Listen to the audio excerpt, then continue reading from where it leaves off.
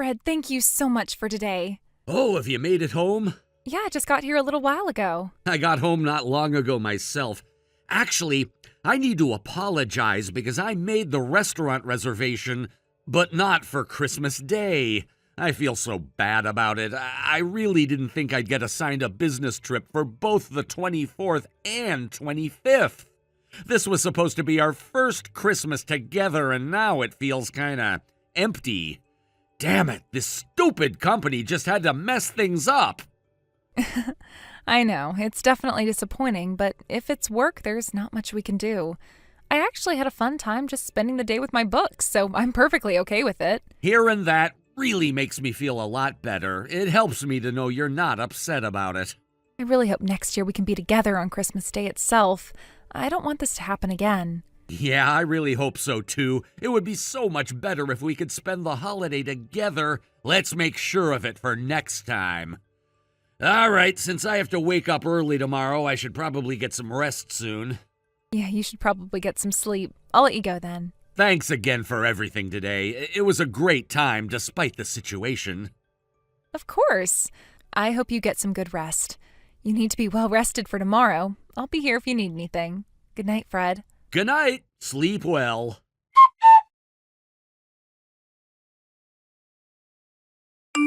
Jamie, Merry Christmas!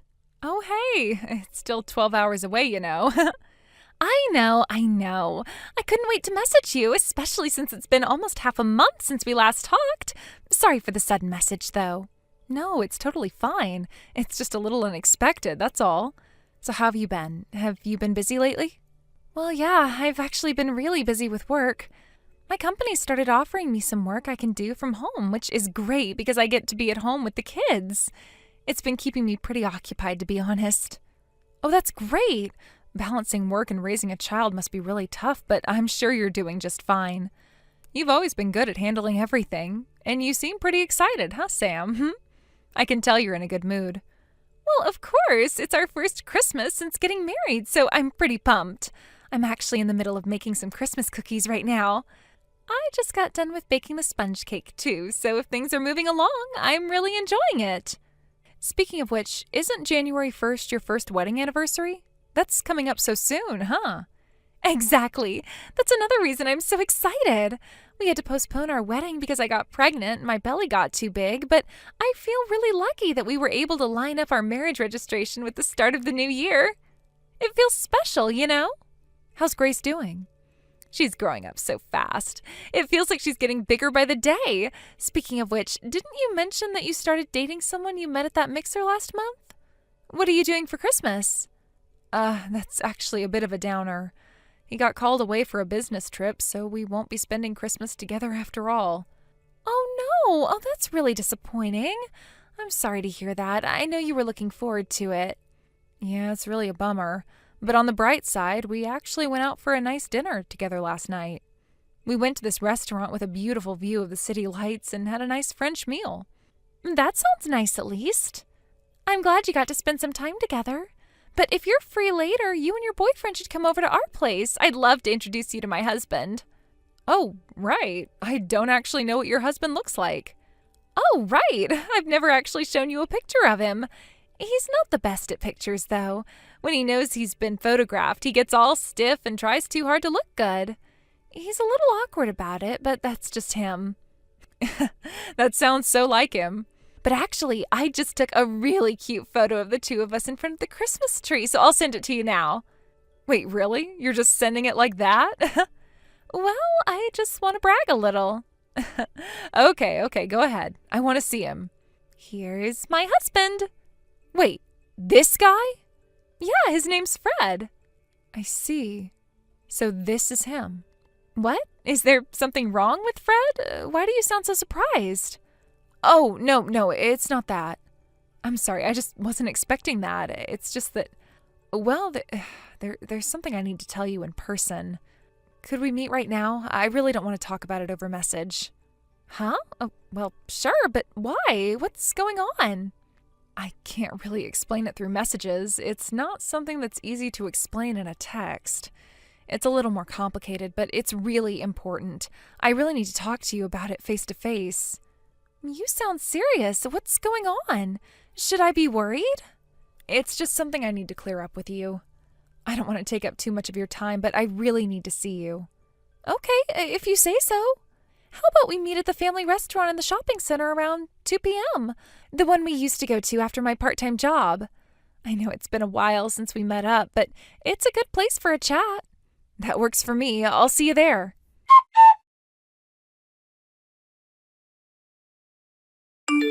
Jamie, good morning. Actually, I finished work earlier than expected. I believe you didn't have any plans today, right? I thought maybe we could have lunch together. If it's convenient for you, we could even spend the evening together. What do you think? Good morning, Fred. Oh, so you finished your business trip early. Yep, that's right. I just dropped off the documents for the business trip at the office. They told me I could leave for the day. I think we can meet around noon. Let's spend Christmas together. But do you think there's anywhere left where we can get a reservation at this late hour? I'll try to find somewhere, don't worry. If it's okay with you, how about we just grab some quick food and cookies, then head to a hotel? What do you think? Wait. If that's the case, I'd prefer to go to your place. My place? Yes, I've never been there, after all.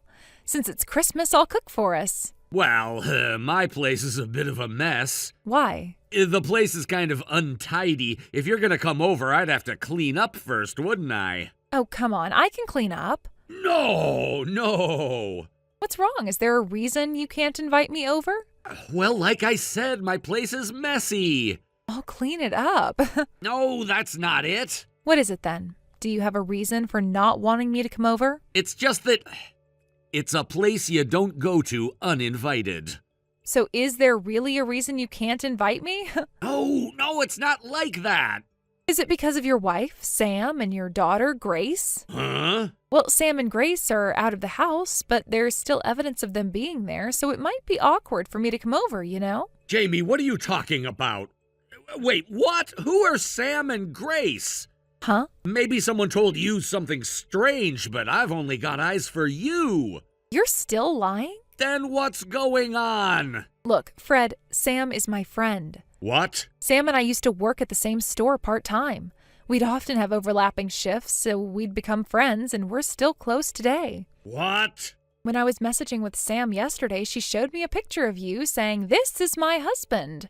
That's when I realized we were all connected. I had always thought your last name was the same as theirs, and it turns out that wasn't just a coincidence. Oh, I see now. Sam, she used to be my girlfriend. She even tried to get back together with me not long ago, and I was stuck dealing with it. I didn't want you to get involved with this, but I guess it's too late now. That's such a lie. You don't believe me? Look, Sam and we actually met in person yesterday to talk about everything. What? So Sam and Grace aren't at their place right now because they left you and went back to her parents' home. What? And now I'm here at her place to explain the situation to her parents. Also, Sam wants to talk to you, so I'm switching with her. Fred, it's Sam. What? Yes. You can believe it or not, but I'm going to move things along. You must have noticed that Grace and I weren't there when you woke up this morning, right? I thought you'd at least check in on us, but you didn't. Instead, you suddenly call me up for a Christmas date? What kind of nerve do you have? Well, I thought... Anyway, I'm getting a divorce. What? No, wait a minute. Do you really think you can stop this? Because isn't a father necessary for raising Grace? You've been pretending to be single, hitting on women at parties while having a wife and kid at home, and now you're acting like a father? I don't think so. That's a different issue. This is about us. No, it's not. When you cheat on your wife, making a family and a woman a fool, that's all one big problem. And to think you even went after my friend. It's just a coincidence, though. Doesn't matter if it's a coincidence or not. You still deceived Jamie. Wait, hold on. What is this? You two are conspiring against me? What? So you and Grace are like rivals for my love, right? Even if you're friends, shouldn't you be enemies in this situation? If Jamie knew I was married and still decided to date me, you'd be stuck in a mess right now. But you pretended to be single, right? Well, Jamie, she's been hurt too. As soon as she found out the truth, she came to me, apologized, and even gave me evidence. At that point, I have no reason to oppose Jamie. What? No, but... No matter how you explain it, you betrayed your wife and played with another woman's feelings. That's the fact. But... What? You still have an excuse to make? I'm the one who's your husband and Grace's father. And so what? Well, at this rate, talking over messages isn't going to solve anything. Let's get this divorce moving. Wait! You don't need to worry about Grace. I just returned to work, so I'm financially stable, and I have plenty of support from my parents. Even if we divorce, I'm not worried at all. Wait! I'd like to wrap this up by the end of the year, so please cooperate. What? Today's Christmas! Why would you want to make such a bad memory on a day like this? Come on, just let it go. And now can you let me talk to Jamie? Jamie? Of course, she's going to be leaving you as well. What? Well then, I'll be getting in touch with you again soon, through a lawyer, of course. Wait a minute! Wait! Just shut up already. You've already dragged so many people into this mess. You've hurt Jamie, you've hurt Grace, and now you're trying to make it all about you again. You need to stop, Fred. Seriously. What are you talking about? What do you think I'm doing? I'm trying to fix everything. I'm trying to make this right. It's not like I didn't make mistakes. I'll admit that. But don't you see? I'm trying to make up for it all. Make up for it? How can you possibly make up for all the lies, Fred? You've been living a double life. All the while you've been telling me one thing and living a completely different reality. I trusted you. I believed in you. And now you want me to just forget all of it? Just pretend like nothing happened? Sam, Goodbye, Fred. I am done with your sorry ass. Sam!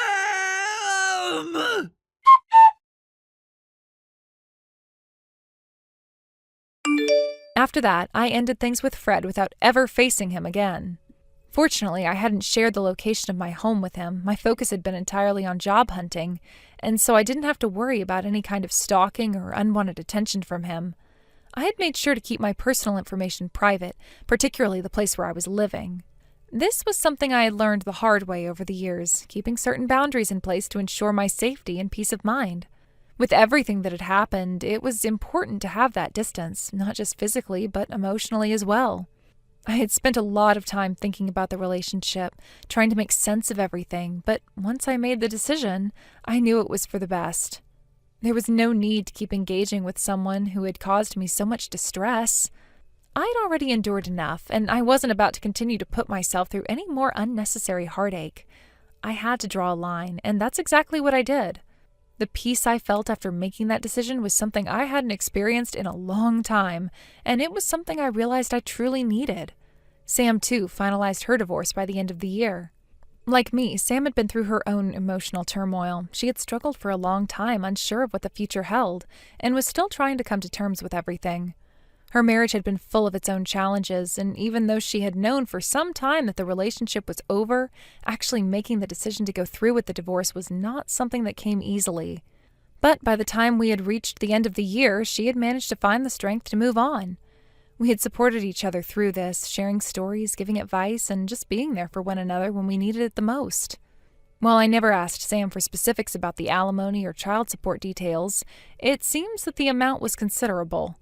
Sam had been very careful in making sure she wasn't taken advantage of during the divorce. She had fought for what she was owed, and from what I gathered, she made sure to get it all paid in one lump sum without leaving room for any further complications. She didn't want to have to deal with ongoing legal battles or the stress of chasing down payments. She was done with all of it, and I respected her decision to handle things in a way that gave her the closure she needed. Sam had been through a lot, and I could see how much relief she felt once everything was finalized. It was like a weight had been lifted from her shoulders. For the first time in a long while, she felt like she could have finally started living again. Without the shadow of her past hanging over her, it was a liberating feeling, one that I was starting to understand myself. As for Fred, it seems that somehow the details of what had happened between us were leaked to his workplace. It was strange how quickly information like that could spread, especially when it was something so personal. Given his line of work, where maintaining the company's reputation was critical, it seemed that the matter was now a potential issue of trust. Word had somehow gotten out about the circumstances of his personal life, and it appeared that it was starting to affect his professional reputation. As a result, it seemed that he was subtly encouraged to resign. I'm not sure if he had been outright told to leave, but it was clear that the company didn't want to risk its reputation by keeping someone who had become a liability. In some ways, I felt that Fred had brought this upon himself. He had been dishonest and reckless, and now he was facing the consequences of his actions. It was hard for me to feel any sympathy for him after everything that had happened. The lies, the betrayal, the way he had treated me, it had all left deep scars. Part of me was glad to see him facing some form of retribution, even if it wasn't as severe as what he truly deserved. But at the same time, another part of me couldn't help but wonder if things could have been different. Could he have been a better person? Could he have changed? The questions lingered in my mind, but I quickly pushed them away. I realized that dwelling on them wouldn't change anything. What mattered now was how I chose to move forward, not how Fred was dealing with the fallout of his own choices. So, all things considered, this turned out to be a miserable Christmas for both Sam and me. Not only had we both been through such personal upheaval, but the timing also made it feel like an extra burden. The holiday season, which is supposed to be about joy and togetherness, only seemed to highlight how much we had lost and how uncertain everything felt. Christmas, for me at least, was a time of reflection, of looking back on the year and wondering where things had gone wrong, where we had failed and what we could have done differently. But in the end, it didn't matter. Christmas was, at best, a reminder of the pain we were each going through, and at worst, it felt like an extension of the emotional chaos we were already dealing with. Despite all the negative feelings surrounding the holiday, there was still a small flicker of hope within me. I knew that this difficult time wouldn't last forever. Sam and I both know that we would eventually find our way out of the darkness. It was just a matter of time. However, the start of the new year offered a slight glimmer of hope. I made a promise to Sam that we would attend a New Year's Eve party together as a way of cleansing ourselves from the previous year's troubles. It was a small gesture, but one that felt important. An opportunity to leave behind the dark days and try to start fresh. We both needed something to look forward to, and even though the future was still uncertain, the idea of moving forward together, even if just for a night, felt like the first step in a long journey of healing. We'd been through so much individually, and our situations, though different, had left us with a shared understanding of what it means to rebuild. For Sam, the divorce had been a long time coming, but the process of untangling herself from that life had been no less painful. There had been years of emotional baggage, of trying to make things work when they were clearly falling apart. And in the end, she had to let go, but doing so was incredibly difficult. But of course, we're not going to let the memories of Fred get in our way, and come New Year's Eve, Sam and I have plans to spend the whole day together with one another celebrating our fresh starts. Thank you for watching. Please subscribe and hit the like button. See you next time.